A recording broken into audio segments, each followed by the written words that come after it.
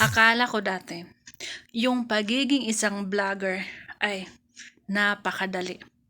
Lalong-lalo na yung mga napapanood ko mga vlogger na ang mga binablog nila ay puro kalukuhan, yung puro katatawanan.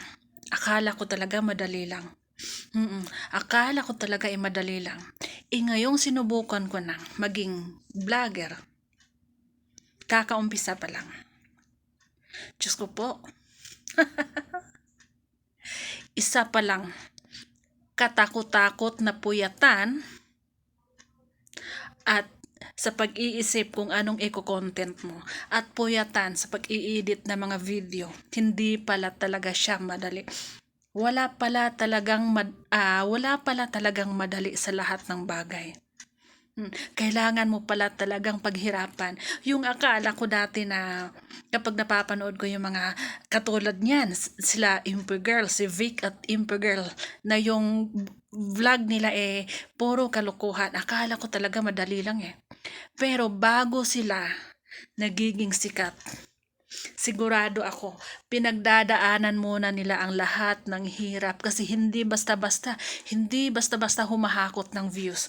Hindi basta-basta makakaano ka ng subscribers, followers, viewers. Kailangan mo talagang pag-igihan yung video mo na mai-entertain mo yung mga manonood, yung mga manonood na mapapareact sila sa video mo, matutuwa man sila o maiinis, basta mapapareact mo sila. Ganun pala yun.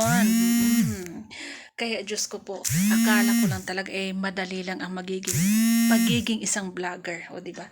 May samukan man ni magsigtawag, uy, naon sa nag-vlog pata dire. Agoy. Bala ka diha.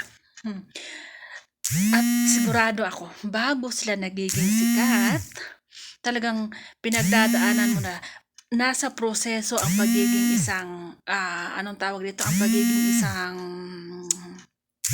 yung ano ba, yung nakamit mo na yung gusto mo. Nakalimutan ko tuloy. Napaka-disturb mo talaga nitong lalaking to, tawag ng tawag bahala ka dyan, hindi kita sasagutin. Kaya yung mga nag-uumpisa pa lang na katulad ko, dapat galingan natin. Yung mga video natin na ginagawa, dapat mai-entertain natin yung mga taong manonood.